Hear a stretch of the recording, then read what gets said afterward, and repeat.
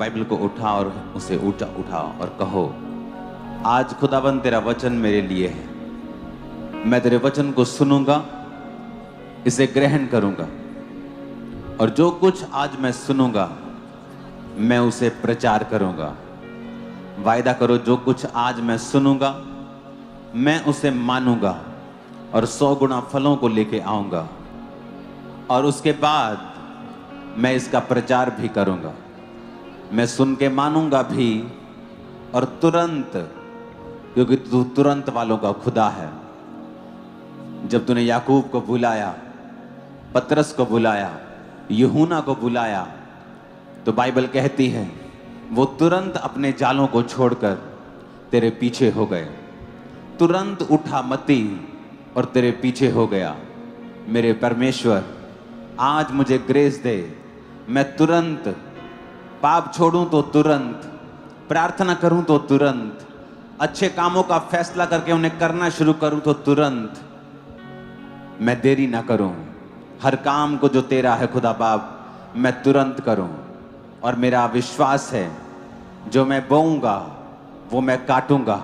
मैं तुरंत बोऊंगा और तुरंत काटूंगा। यीशु मसीह के नाम में आमीन ऊंचा। ये आशीष हमारी, मैंने कहा आमीन ऊंचा, ये आशीष हमारी है। स्वागत है खुदाबंद की प्रेजेंस में। मेरा विश्वास है आज आप खुदाबंद के भेदों को पाएंगे और आप सेम नहीं होंगे। अय्यूब 42 उसकी 10 आयत को अपनी स्क्रीन के ऊपर आप देखेंगे। अपनी बाइबल को उठाओ जरा अपने हाथों में। मैं देखना चाहता हूं कितनों के पास है। ओह, सुधर गई है चर्चा। कॉन्ग्रेचुलेशन। जिनके पास नहीं है वो लेके आएंगे। बिना बाइबल आप कैसे वचन समझेंगे मेरे को मालूम नहीं। बिना हथियार आप कैसे लड़ेंगे मुझे पता नहीं। अय्यूब 42 उसकी 10 आयत में लिखा है। मैं 1 2 3 बोलूंगा, आप सब लोग पढ़ेंगे।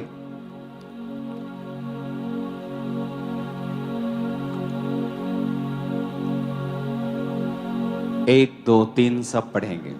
जब अय्यूब ने अपने मित्रों के लिए प्रार्थना की, तब यहोवा ने उसका सारा दुख दूर किया और जितना अय्यूब के पास पहले था उसका दुगना यहोवा ने उसे दे दिया। When Lord turned the captivity of Job, and restored his fortunes. हम प्रार्थना करते हैं कभी, परमेश्वर तू कब बदलेगा, मेरी लाइफ को तू कब चेंज करेगा। जो कुछ गुम गया है, जो खो गया है, तू वापिस कब देगा, कब रिस्टोर करेगा मेरी लाइफ को, मेरा दुख कब दूर करेगा। यहां पर अय्यूब के ऊपर एक परीक्षा थी। गहरी स्टडी कहती है कि वो परीक्षा सिर्फ परमेश्वर के कारण ही नहीं थी, वो अय्यूब के अपने शब्दों के और अपने डर के कारण थी। वचन कहता है अय्यूब ने कहा जिससे मैं डरता था वो मुझ पे आ पड़ी। तो इसका मतलब है किसी भी चीज से हमें डरना नहीं चाहिए। हमारी लाइफ का कोई भी बुरा सपना नहीं होना चाहिए कि जो हमें लगे कि ये वाला मेरे चीज साथ नहीं होना चाहिए। किसी चीज से हमें डरना नहीं चाहिए। वो डर इनवाइट करता है उस चीज को घटना, उस घटना को घटित होने के लिए। एक क्रिश्चियन की स्टोरी में आपको बता चुका हूं कि वो एक किडनी डायलिसिस डिपार्टमेंट में काम करता था। तो जब पेशेंट्स आते थे, किडनी डायलिसिस वहां होता था, तो उससे पेशेंट्स की हालत देख नहीं होती थी। तो वो अपने मन ही मन में कहता था कि यार कुछ भी हो जाए, मुझको कभी ये वाला रोग ना हो, मुझे कभी ये वाला रोग ना हो। और वही रोग उसे एक दिन हुआ और वो भी डायलिसिस उसका होने लगा। पर परमेश्वर ने उसको जीवन दिया, आज वो जीवित है। उसकी किडनी ट्रांसप्लांट हुआ, वो ठीक हो गया, वो बात अलग है। लेकिन आप देखो, जब आप किसी चीज से डरते हो तो शैतान वही चीज को आपके जीवन में घटाने की कोशिश करता है। तो आज हम उस विषय पे नहीं जाएंगे, लेकिन आपको यह मालूम हो कि अय्यूब की परीक्षा सिर्फ परमेश्वर के ऊपर निर्भर नहीं थी। अय्यूब की परीक्षा का कारण अय्यूब ने खुद कहा कि जिस बात से मैं डरता था वो मुझ पे आ पड़ी। लेकिन वो धर्मी था, लेकिन वो पवित्रताई में था, परमेश्वर के करीब था, विधवाओं का रखवाला था, अनाथों का सहायक था, परदेशियों को हाल चाल उनका जबरदस्ती वो पूछ लेता था, इसलिए परमेश्वर ने उसे सबसे ऊंचा किया था। लिखा पूर्वी देशों में वो सबसे बड़ा था, सबसे ज्यादा ऊंट, बैल, घोड़े, बकरे, सबसे ज्यादा भेड़ें उसके पास थी, सबसे ज्यादा पवित्रताई में भी वही था। और बाइबल कहती है कि धन परमेश्वर की आशीष से मिलता है और वो उसके साथ दुख नहीं मिलाता। तो परमेश्वर ने उसको धन भी दिया था, उसको आशीषित भी किया था, लेकिन कुछ कमी जो अय्यूब की लाइफ में थी और कुछ परमेश्वर की मर्जी दोनों इकट्ठी हो गई और अय्यूब के लाइफ के ऊपर परीक्षा आई। जब उसका सब कुछ चला गया, अंत में बीमार हो गया और ठीकरा लेकर अपने फोड़ों के ऊपर वो खुजलाने लगा और उसके 3 दोस्त उसके पास आए। जब 3 दोस्त उसके पास आए तो 7 दिन तक कोई बात नहीं की। 7 दिन वो भी साइलेंट है, उसके दोस्त भी साइलेंट हैं, और साइलेंट इसलिए थे क्योंकि वो जताना चाहते थे कि हमारा जो तेरा जो दुख है हमें भी बहुत दुख लगा है।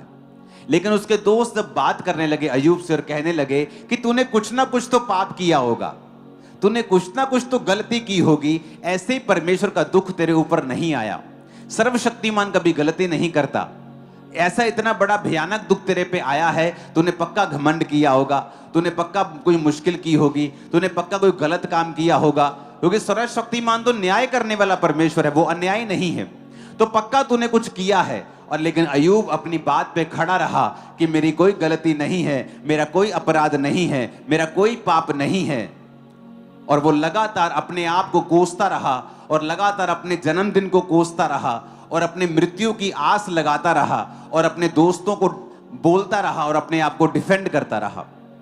एंड में परमेश्वर आते हैं और दोनों के बीच में बीच बचाव करते हैं और परमेश्वर कहते हैं, क्योंकि एक चौथा व्यक्ति भी आता है जो उन चारों को गलत ठहराता है, उसके बाद परमेश्वर की एंट्री होती है और परमेश्वर कहते हैं तेरे 3 दोस्त भी गलत हैं, क्योंकि इन 3 दोस्तों ने तुझे परखने में गलती की है। तेरी लाइफ में कोई ऐसा भयानक पाप नहीं था कि तेरी जिंदगी में इतनी बड़ी मुसीबत आई। अब तेरे दोस्त जो हैं इन्होंने तुझे गलत जज किया है, लेकिन तूने भी मुझे गलत जज किया है अय्यूब, तूने भी मुझे गलत जज किया है, तूने भी समझा नहीं कि ये परीक्षा तेरे ऊपर क्यों आई है और तू अपने जन्मदिन को धिक्कार रहा है और मुझे कोस रहा है। तो परमेश्वर ने उन तीनों को भी गलत ठहराया, परमेश्वर ने अय्यूब को भी गलत ठहराया। जब ये सारा कुछ हो गया, ये घटनाक्रम सब कुछ हो गए, बीत गए, तो परमेश्वर ने अय्यूब से कहा कि अपने मित्रों के लिए प्रार्थना कर। जब तू अपने मित्रों के लिए प्रार्थना करेगा तो मैं जो तेरा है तुझे लौटा दूंगा। सब बोलो हालेलुया। अब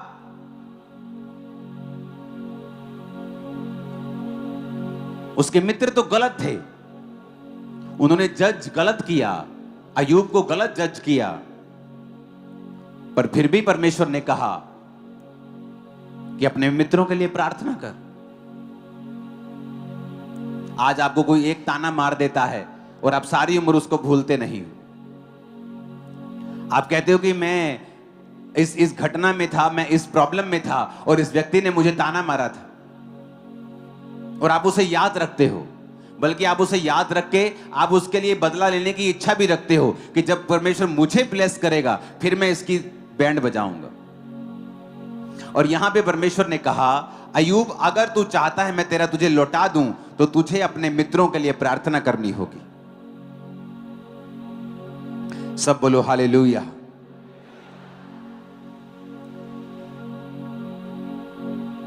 तुझे अपने मित्रों के लिए प्रार्थना करनी होगी। और वचन कहता है अय्यूब ने जब अपने मित्रों के लिए प्रार्थना की, यहोवा ने उसका सारा दुख दूर कर दिया। सारा दुख। उसके मित्र भी श्राप के भागी नहीं हुए, क्योंकि जब आप किसी के लिए प्रार्थना करते हैं जिन्होंने आपको दुख पहुंचाया हो, जब आप उनके लिए आशीष के लिए प्रार्थना करनी शुरू करते हैं तो ऑटोमेटिकली आप उन्हें माफ कर देते हैं। जब एक गंदा बर्तन हो और आप अगर फैसला कर लें कि आप उसे उसमें खाना चाहते हैं कुछ, तो ऑटोमेटिकली आप उसे साफ करेंगे पहले, और जब आप उसे साफ करेंगे तो फिर ही आप उसमें खाएंगे। तो जब आप ऑटोमेटिकली ये फैसला कर लेते हैं अपने दूसरे लोगों के लिए प्रार्थना करने का, चाहे उन्होंने आपके लिए दुख दिया हो, चाहे वो परमेश्वर का दास हो, चाहे वो आपकी फैमिली हो, चाहे किसी कोई दुख देने वाला हो, चाहे वो आपके अगुवे हो, चाहे वो कोई भी जन हो, जब आप प्रार्थना करना शुरू करते हैं तो वचन कहता है कि परमेश्वर आपको आशीष देना शुरू करता है। आज हम परमेश्वर के वचनों को पढ़ेंगे, फिर से हम जाएंगे गलातियों 6 उसकी 2 आयत को पढ़ेंगे। उसमें लिखा है, तुम एक दूसरे का भार उठाओ और इस प्रकार मसीह की व्यवस्था को पूरा करो। अब उसने ये नहीं लिखा है कि तुम एक दूसरे का भार उसी का उठाओ जो क्रिश्चियन है, तुम सिर्फ मसीह लोगों का भार उठाओ। उसने ऐसा नहीं लिखा। वचन कहता है कि प्रभु यीशु मसीह ने सब जातियों के लिए, सब लोगों के लिए अपने लहू को बहाया। यीशु मसीह के पास सामरी आया, यीशु मसीह के पास लोग आए, सब लोग परमेश्वर ने चंगे किए, सब लोगों को आशीष दी। अब परमेश्वर कहता है एक दूसरे का क्या उठाओ? भार उठाओ, इस प्रकार मसीह की व्यवस्था को पूरा करो। लेकिन हम में से कितने लोग हैं जो एक दूसरे का भार उठाते हैं? आज जो कलीसिया है मोस्टली वो सेंटर्ड है, उसका जो प्रार्थना का सेंटर है वो खुद है।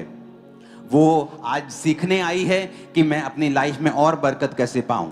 आज वो इसलिए चर्च में बैठा है कि उसे वीजा नहीं मिल रहा और वो चाहता है उसके बंधन टूट जाएं, और उसे पता है कि जीसस उसके बंधन तोड़ सकते हैं, और इसलिए आज वो चर्च अटेंड कर रहा है कि उसके बंधन टूट जाएं। आज कोई दुष्ट आत्मा का ग्रसित है, वो चर्च में बैठा है कि उसे पता है कि यहाँ पर दुष्ट आत्माओं से बंधन से आजादी मिलती है, तो वो यहाँ बैठा है। इसलिए हम सब लोग सेल्फ सेंटर्ड हैं। हमारा जो मकसद है यहाँ आने का, प्रार्थना करने का, वो खुद हम ही हैं।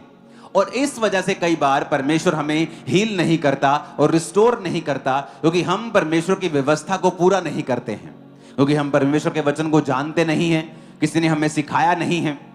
और इसलिए वचन ये कहता है कि तुम एक दूसरे का भार उठाओ जिससे कि मसीह की व्यवस्था को पूरा करो। इसलिए परमेश्वर ने कहा था अय्यूब को कि अय्यूब अपने दोस्तों के लिए प्रार्थना कर। जब तू अपने दोस्तों के लिए प्रार्थना करेगा तो रॉन्ग जजमेंट की वजह से जो उनकी लाइफ पे कर्स है मैं वो खत्म कर दूंगा और मैं तुझे भी आशीषित करूंगा। आज जब हम दुनिया में देखते हैं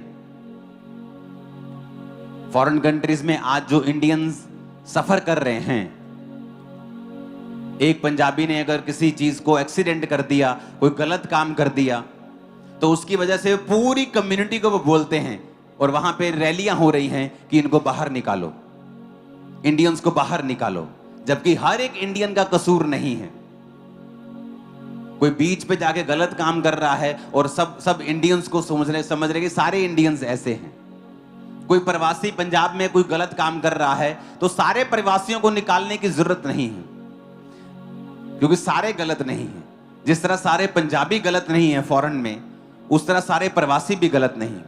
तो जिसने जो गुनाह किया है उसी को सजा देने पे लोगों का कंसंट्रेशन होना चाहिए। ये दुनियावी मैं आपको बात बता रहा हूं, लेकिन आत्मिक बात यह है कि जब आप अपने आसपास की घटनाओं को होता हुआ देखते हैं, मुझे नहीं लगता आपके अंदर बोझ आता है कि नहीं। कितने लोगों ने अभी तक अपने पंजाबी सिखों के लिए, अपने हिंदुओं के लिए, पंजाबी क्रिश्चियंस के लिए जो फॉरेन में हैं, आपने उनके लिए प्रार्थना की है कि नहीं? मैं नहीं जानता हूं, लेकिन यही प्रार्थना थी जो आपको करनी चाहिए थी।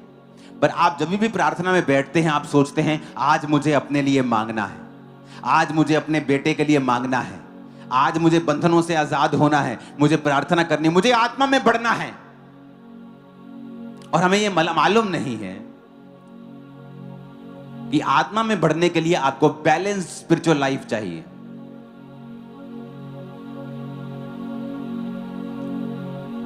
जब आप शरीर में देखते हैं कि आपके लिए कुछ खाना कोई अच्छा है, आपके लिए एग्स अच्छे हैं, तो आप सारा दिन एग्स पे नहीं निकाल सकते।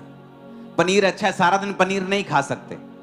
आपको बैलेंस खाना पड़ता है आपकी बॉडी को हेल्थी रखने के लिए। वैसे स्पिरिचुअल लाइफ है, आपको आत्मा में बढ़ना है, तो इसका मतलब यह नहीं कि आप अपने लिए ही प्रार्थना करते रहोगे 24 घंटे तो आप आत्मा में बढ़ जाओगे। आप ऐसे नहीं बढ़ोगे। वचन कहता है एक दूसरे का भार उठाओ। तो कितने लोगों ने आप में से प्रार्थना की अपने पंजाबी भाइयों के लिए, अपने इंडियंस के लिए, पिछले 6 महीनों में जितनी इंडियंस के खिलाफ वीडियोस बनी है, जितनी वैल्यू डाउन हुई है, रीजन क्या? किसी ने गलती की, सफाई नहीं रखी, सिविक सेंस नहीं रखी, तो वो सारा खामियाजा इंडियंस को भुगतना पड़ा। और भी कई कारण हैं जिन्हें मैं बोलना नहीं चाहता हूं, लेकिन आपने उनके लिए प्रार्थना की कि नहीं की? आपने प्रार्थना की प्रवासियों के लिए जो पंजाब में आज जिनको डर लग रहा है क्योंकि किसी ने गलती की, सभी को सजा मिलनी चाहिए क्या?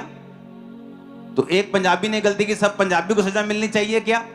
नहीं, हमें प्रार्थना करनी होगी उन लोगों के लिए। 2016 से 14 से 15 से मैं आपको एक बात बता रहा था कि इतना माहौल खराब होगा, आप देखते रह जाओगे। अंधेरा आएगा, अंधेरे वाले दिन आएंगे। लोग बोलते हैं इससे ज्यादा बुरा क्या हो सकता है। कोविड के टाइम मैंने कहा और अंधेरा होगा, अब लोग बोलते हैं इससे बुरा क्या हो सकता है। मैं आपको फिर कह रहा हूं, अभी और अंधेरा होगा। आप देखोगे फॉरेन के कंट्रीज के ऊपर शरेआम लोगों को मारते हुए, अच्छे लोगों को मारते हुए, क्योंकि वो उनकी कास्ट के नहीं है, क्योंकि वो उनके रंग के नहीं है, क्योंकि वो उनके देश के नहीं है। किल करते हुए आप देखोगे। कौम कौम के ऊपर चढ़ाई करेगी, राज्य राज्य के ऊपर चढ़ाई करेगा, यह वचन में लिखा हुआ है। और अब क्या होगा मैं आपको बता रहा हूं। अगर आप देखेंगे इस साल के शुरू होने से पहले परमेश्वर ने मुझे सपना दिया था कि एम्बैरेसमेंट का सामना कर रहे हैं इंडियंस, और तब कोई प्रॉब्लम नहीं हुई थी, तब तक सब सही चल रहा था।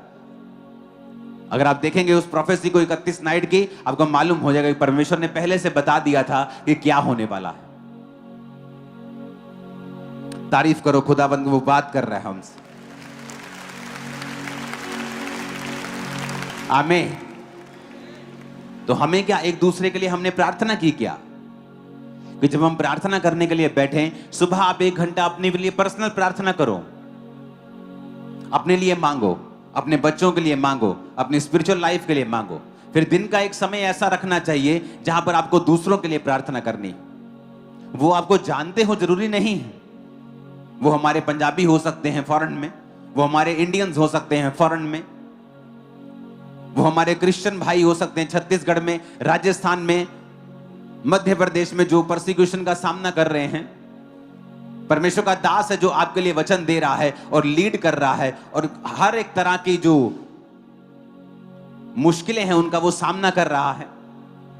आपकी चर्च की टीम, आने वाले मीटिंग्स, क्रूसेड्स, सभाएं, सुसमाचार का काम हो, कितने विषय हैं आप लोगों के लिए प्रार्थना करने के लिए। क्योंकि अगर हम सेंटर रहेंगे, अपने लिए प्रार्थना करेंगे, करते जाएंगे, अपने बेटे के लिए 6 घंटे प्रार्थना करते जाएंगे, तो कभी भी वो बैलेंस प्रार्थना नहीं है। और जो चीज बैलेंस में नहीं होगी, आपकी लाइफ में कभी रिजल्ट को नहीं लेके आएगी। वचन में लिखा है, एक दूसरे का भार उठाओ। इफिसियां 6 उसकी 18 आयत में पढ़ेंगे, हर समय हर प्रकार से आत्मा में प्रार्थना और विनती करते रहो, इसलिए जागते रहो कि पवित्र लोगों के लिए लगातार विनती किया करो। अब यहां पर क्रिश्चियन लोगों के लिए प्रार्थना करने का स्पेशल आपको बोला गया है। पवित्र लोग किन्हें कहा गया है? जो मसीह में हैं। कि जब तुम प्रार्थना करने के लिए बैठते हो तो प्रार्थना और विनती करो, और पवित्र लोगों के लिए प्रार्थना करो। पहला तीमुथियुस 2 उसकी 1 आयत में लिखा है, मैं सबसे पहले आग्रह करता हूं कि विनती, प्रार्थना और निवेदन और धन्यवाद सब मनुष्यों के लिए किए जाएं। सब मनुष्यों के लिए। आपकी लाइफ में क्या हो रहा है, आपके मोहल्ले में क्या हो रहा है, आपके स्टेट में क्या हो रहा है। लोग बोलते थे इनको प्रार्थना करनी चाहिए, ये प्रार्थना करके बारिश को रोक नहीं सकते। जिस दिन वीरवार को चर्च में प्रार्थना के लिए बारिश हुई थी, प्रार्थना हुई थी, तब से बारिश नहीं हुई है। और जब मैंने ये पढ़ा कि वहां पे आ रहा था कि सितंबर विल बी द वेटिएस्ट मंथ, कि सितंबर सबसे गीला महीना होने वाला है। मैंने कहा परमेश्वर, सितंबर से पहले ही लोगों को तूने इतना गीला कर दिया, और गीला होगा तो मुश्किल हो जाएगा। तो मैंने कहा चलो अब टाइम आ चुका है, पूरी चर्च को बुलाया जाए, हम प्रार्थना में जाएं। और थर्सडे आपने फास्टिंग की, प्रेयर की, परमेश्वर ने सुना, सूखा कर दिया महीना गीले के बजाय। यहां पर लिखा है सब मनुष्यों के लिए। फिर आगे लिखा है राजाओं और ऊंचे पद वालों के निमित्त इसलिए कि हम विश्राम और चैन के साथ सारी भक्ति और गंभीरता से जीवन बिता सकें। अब यहां पर लिखा गया है पॉलिटिशियंस के लिए प्रार्थना करो। आप में से कितने लोग हैं जिन्होंने अपने एरिया के एमपी के लिए कभी प्रार्थना की है? आपके एरिया का एमएलए कौन है, आपने कभी प्रार्थना की है?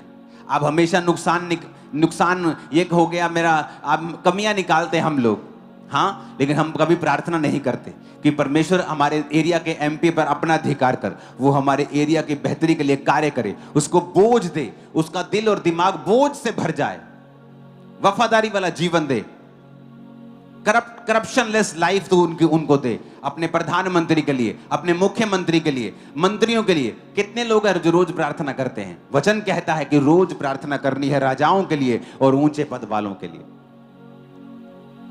हालेलुया। आज जब हमारी लाइफ सेल्फ सेंटर्ड है, सिर्फ अपने लिए हम प्रार्थना करते हैं, अपने ही बच्चों के लिए, अपने बिजनेस के लिए, अपनी स्पिरिचुअल लाइफ के लिए, तो वो एक सेल्फिशनेस का एक रूप धारण कर लेती है। और जब हम सेल्फिश होकर प्रार्थना करते हैं तो परमेश्वर हमें चंगा नहीं करता। फिर से पढ़ेंगे अय्यूब की आयत को। अय्यूब ने अपने मित्रों के लिए प्रार्थना की। अय्यूब 42 उसकी 10, मैं 3 गिनूंगा, आप हम इकट्ठे पढ़ेंगे, आपको समझ आएगा। 1 2 3। जब अय्यूब ने अपने मित्र के लिए प्रार्थना की तब यहोवा ने उसका सारा दुख दूर किया और जितना अय्यूब के पास पहले था उसका दुगना यहोवा ने उसे दे दिया। तारीफ करो जोर से।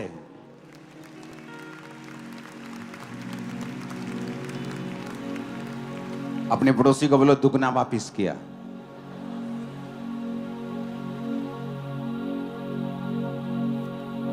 फिर से बोलो अपने पड़ोसी को दुगना वापिस किया।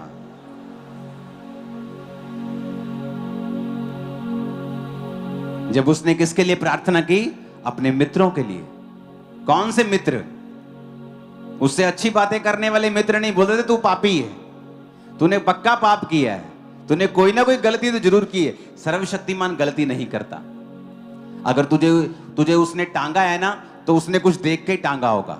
अगर तेरी उसने ऐसी तैसी की है ना तो जरूर तूने कोई ब्लंडर किया है, ऐसे तो उसने नहीं तेरा किया काम। ऐसे तेरे परिवार में इतनी बड़ी मुसीबत कैसे आ सकती है? तेरा शरीर इतना बीमार क्यों है? पक्का तूने पाप किया है।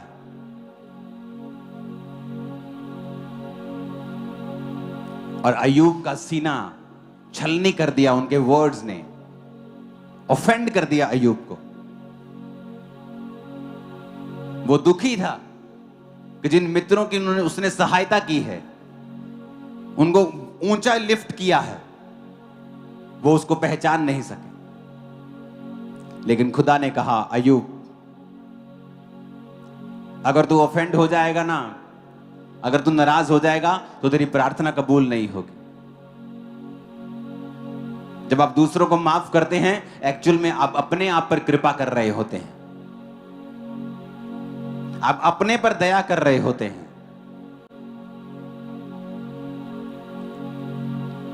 बहुत बुरी बातें अय्यूब के दोस्तों ने अय्यूब को बोली थी,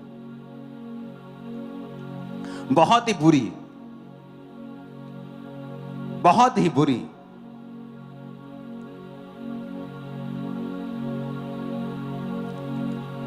कुछ दोस्तों ने उसको बोला कि तुझ में बुद्धि की कमी है,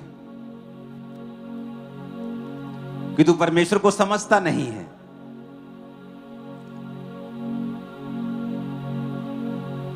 उसे पाखंडी कहा, उसे गधे से कंपेयर किया। जिस व्यक्ति की बुद्धि से आशीष पाई हो, जब उस पे परीक्षा आई तो उसको कंपेयर करने लगे। उसको ये बोलने लगे कि तुझे वचन पे चलना चाहिए, अगर तू वचन पे चलेगा तो परमेश्वर तुझे ब्लेस कर देगा। और उसको लगातार तसीहत देते रहे, उसको घमंडी कहते रहे, उसको अधर्मी कहते रहे।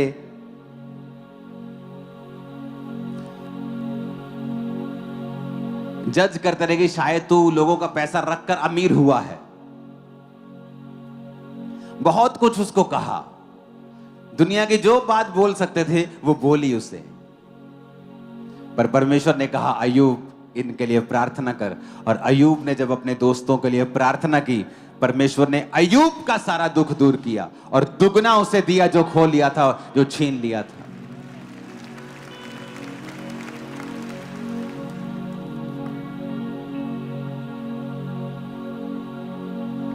किसी दोस्त ने उसको कहा, तू अपनी अनमोल वस्तुओं से बहुत प्यार करता है, तो हीरे से, चांदी से, जो तेरे पास अनमोल अनमोल तेरा सिस्टम बना हुआ है, तू उससे बहुत प्यार करता है, तू प्रभु से ज्यादा प्यार कर। बहुत कुछ उसको कहा कि परमेश्वर के समीप जा,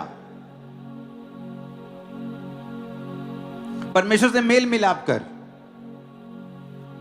अय्यूब सुनता रहा, वो सुनता रहा, सुनता रहा, सुनता रहा। उसका दिल, जैसे उसका शरीर छलनी हो गया था, उसका दिल छलनी हो गया। लेकिन परमेश्वर आए बीच में और कहा, अय्यूब माफ कर, तेरा दिल छलनी है, इससे तुझे ही नुकसान होगा। प्रार्थना कर अपने दोस्तों के लिए। दोस्तों के लिए प्रार्थना करते करते आप लोग एक दिन चंगे हो जाएंगे और दुख दूर हो जाएंगे और सब कुछ जो छीन गया था वापिस आने वाला है। आप सेलिब्रेशन करेंगे। आमीन। ऊंचे वाला चाहिए चर्च। मैंने कहा आमीन, ऊंचे वाला चाहिए चर्च। जब आप प्रार्थना करते हैं एक दूसरे के लिए, आप बर्डन्स को, आप बोझ को शेयर करते हैं और मसीह की व्यवस्था को पूरा करते हैं। सब बोलो आमीन। आप जब एक दूसरे के लिए प्रार्थना करते हैं, आप क्या करते हैं? अपने पड़ोसी को बोलो, बोलो आप, मैं बर्डन को शेयर करता हूं, मैं बोझ को उठाता हूं। इस पेज को करना, फिर से कहो, मैं बोझ को उठाता हूं जब मैं तेरे लिए प्रार्थना करता हूं। तो पहला, जब आप प्रार्थना करते हैं क्या होता है? आप बर्डन को शेयर करते हैं।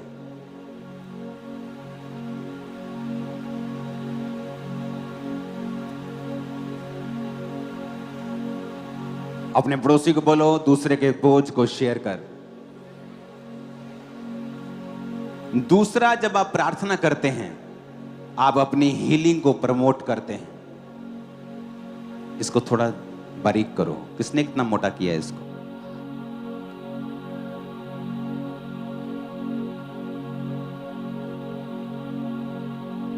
अपने पड़ोसी को बोलो, जब तू दूसरे के लिए प्रार्थना करता है, तू अपनी हीलिंग के लिए प्रार्थना करता है।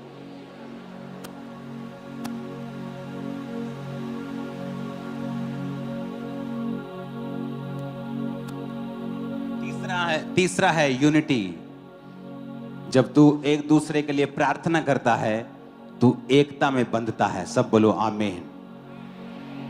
ऊंची आवाज में कहो आमीन। चौथा,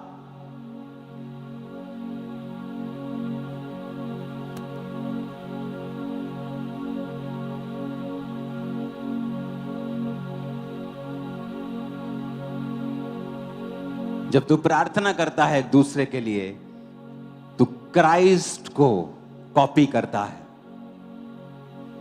चार चीजें आपके साथ होती हैं जब आप एक दूसरे के लिए प्रार्थना करते हैं।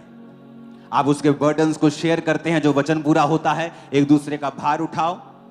आप अपनी हीलिंग को लेते हैं। जहां 2 बार बाइबल में जिक्र है हीलिंग का, कि अय्यूब भी चंगा हुआ, और दूसरा जिक्र है याकूब 5 उसकी 16 आयत में, कि तुम लोग एक दूसरे के सामने अपने अपने पापों को मान लो, एक दूसरे के लिए प्रार्थना करो जिससे चंगे हो जाओ। सब बोलो आमीन। सब कहो आमीन। कि इसने कहा कि एक दूसरे के सामने अपने पापों को मानो, एक दूसरे के सामने प्रार्थना करो, तो तुम क्या हो जाओगे? तुम चंगे हो जाओगे। तो जब आप प्रार्थना करते हैं, आप खुद भी चंगे होते हैं। जब आप प्रार्थना करते हैं, आप यूनिटी में, एकता में रहते हैं। चौथा, जब आप प्रार्थना करते हैं, आप क्राइस्ट को कॉपी करते हैं। और हमें क्राइस्ट को कॉपी करने के लिए ही बुलाया गया है। जब आप क्राइस्ट को कॉपी करते हैं, आप उसकी ब्लेसिंग्स को, उसके मस्से को, उसके छुटकारे को भी कॉपी करने लगते हैं। आमीन। ऊंचे वाला चाहिए चर्च। हालेलुया।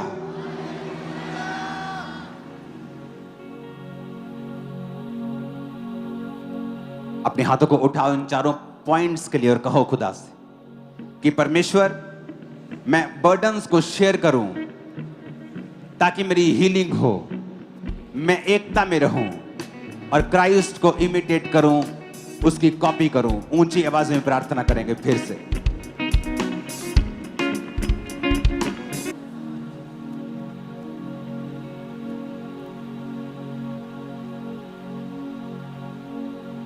अपने पड़ोसी को बोलो, प्रे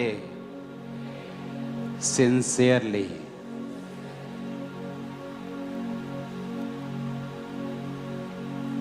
जब प्रार्थना करनी है एक दूसरे के लिए तो सिंसियरली, सीरियसली, बोझ के साथ हमें प्रार्थना करनी है। दूसरा, अपने पड़ोसी को बोलो फिर से, उसको बोलो जब प्रार्थना करनी है तो वचन कहता है कि थैंक्स गिविंग के साथ करनी है। अपने पड़ोसी को बोलो फिर से, प्रार्थना करनी है तो धन्यवाद के साथ करनी है। तीसरा है प्रे इन द स्पिरिट, कि जब प्रार्थना करनी है तो आत्मा में होकर, गैर भाषाओं में होकर प्रार्थना करनी है। और आप वचन से जब पढ़ते हैं, वचन पढ़ के प्रार्थना करते हैं, तब भी आप आत्मा में प्रार्थना करते हैं। अपने पड़ोसी को बोलो, आत्मा में प्रार्थना करनी है। चौथा है प्रे फॉर स्पेसिफिक नीड्स। इसका मतलब है कि जब तुम्हें प्रार्थना करनी है तो तुम्हारी प्रेयर पॉइंट क्लियर होना चाहिए कि तुम्हें क्या चाहिए। पांचवा है, जब तुम्हें प्रार्थना करनी है तो अपने दुश्मनों के लिए करनी।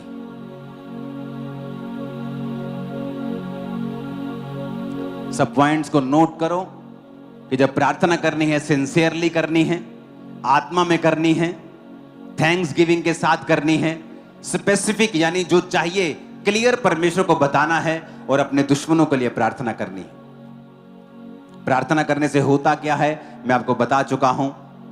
आप बोझ शेयर करते हैं, आप एकता में रहते हैं, आप हीलिंग को रिसीव करते हैं, आप क्राइस्ट को कॉपी करते हैं। आज के बाद ये कलीसिया सेल्फ सेंटर्ड ना हो, सिर्फ अपनी गंगी ना गाए कि मुझे क्या चाहिए, मुझे कौन सा छुटकारा चाहिए। वो ये देखे कि आपके आसपास क्या हो रहा है, आपकी चर्च में क्या हो रहा है, कौन सी मीटिंग्स आने वाली हैं, आपके देश में क्या हो रहा है, आपके दूसरे हिंदू भाइयों को, सिखों को, मुसलमानों को, क्रिश्चियंस को क्या हो रहा है। ये सारी चीजें हमारी प्रार्थना का पॉइंट होना चाहिए। वचन में लिखा है तुम नमक हो, वचन में लिखा है तुम पृथ्वी की ज्योति हो, तुम धरती का नमक हो। तो नमक प्रिजर्व करने के लिए इस्तेमाल होता है, सुरक्षित करने के लिए, खराब ना होने के लिए इस्तेमाल होता है। और मैंने आपको प्रार्थना के फायदे बता दिए हैं कि जब आप एक दूसरे के लिए प्रार्थना करते हैं तो आपकी लाइफ में भी बरकत आती है। परमेश्वर समझता है कि आप एक सिंसियर बिलीवर हैं, आप एक अच्छे विश्वासी हैं, आप एक दूसरे के बोझ को उठा रहे हैं। फिर से पढ़ेंगे गलातिया 6:2, एक दूसरे का भार उठाओ, इस प्रकार मसीह की व्यवस्था को पूरा करो। इफिसियों 6:18, हर समय हर प्रकार से आत्मा में प्रार्थना और विनती करते रहो, इसलिए जागते रहो और पवित्र लोगों के लिए विनती करो। यानी अपने पास्टर्स के लिए, दूसरे विश्वासियों के लिए जो दूसरी स्टेट्स में हैं, अपने अगुवे के लिए कहता तो प्रार्थना कर। पहला तिमुथियुस 2:1 कि प्रार्थना कर सब लोगों के लिए, सब मनुष्यों के लिए। और पहला तिमुथियुस 2:2 राजाओं और ऊंचे पद वालों के लिए, यानी पॉलिटिशियंस के लिए, अपने मोहल्ले के प्रधानों के लिए कहता तो प्रार्थना कर। देखो कितना बड़ा जिम्मेवारी है आप लोगों के ऊपर, कितनी बड़ी जिम्मेवारी है आप लोगों के ऊपर, कितनी बड़ी परमेश्वर आपको जिम्मेवारी दे रहा है कि तुझे प्रार्थना करने की जिम्मेवारी दी गई है। बाद में ये बोलने के लिए कि मेरे फलाने प्रधान ने कुछ नहीं किया, मेरे देश में कुछ नहीं हो रहा, तुम्हें कहता प्रार्थना करनी है ऊंचे पद वालों के लिए, राजाओं के लिए, प्रधानमंत्रियों के लिए, मुख्यमंत्रियों के लिए, एमएलएस के लिए, एमपीस के लिए। प्रार्थना करनी है पवित्र लोगों के लिए, प्रार्थना करती हैं अपने एनिमीज के लिए, प्रार्थना करनी है थैंक्स गिविंग के साथ, प्रार्थना करनी है अपने लिए, अपने परिवार के लिए, अपने बच्चों के लिए, सब चीजों के लिए तुम्हें प्रार्थना करनी है। इसलिए मैंने कहा स्पेसिफिक प्रार्थना करनी है। प्रभु सबको आशीषित कर नहीं, आपको स्पेसिफिक अपने एरिया के एमएलए के लिए, अपने प्रधानमंत्री, स्पेसिफिक प्रार्थना, प्रभु मुझे आशीषित कर, मुझे हीलिंग के वरदान के साथ सच बताना है, स्पेसिफिक क्लियरली प्रभु को कि आपको क्या चाहिए। ऊंची आवाज में कहो हालेलुया। और ये वर्ष हमारे लिए काफी है। अय्यूब 42 उसकी 10 आयत को फिर से पढ़ेंगे, 1 2 3 सब लोग जब अय्यूब फिर से पढ़ेंगे, 1 2 3। जब अय्यूब ने अपने मित्रों के लिए प्रार्थना की, तब यहोवा ने उसका सारा दुख दूर किया, और जितना अय्यूब के पास पहले था उसका दुगना यहोवा ने उसे दे दिया। आमीन। ऊंची आवाज में आमीन बोलो, ऊंचा।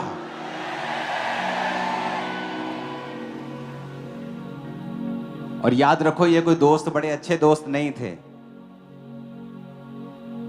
आप कहिए नहीं, है तू मोस्ट स्टूपिड फ्रेंड है मेरा। सबसे ज्यादा आदमी अगर मेरी लाइफ में कुछ स्टूपिड मिला ना तो तू है। गुस्सा करता है आदमी कई बार, और ऐसे मोस्ट स्टूपिड फ्रेंड्स के लिए परमेश्वर कहता है अय्यूब प्रार्थना कर, इनकी आशीष को मांग, बरकत को मांग इनके लिए। देखो परमेश्वर ने क्या किया।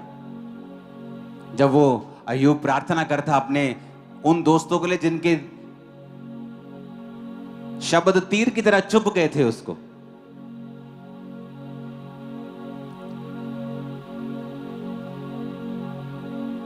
हालेलुया।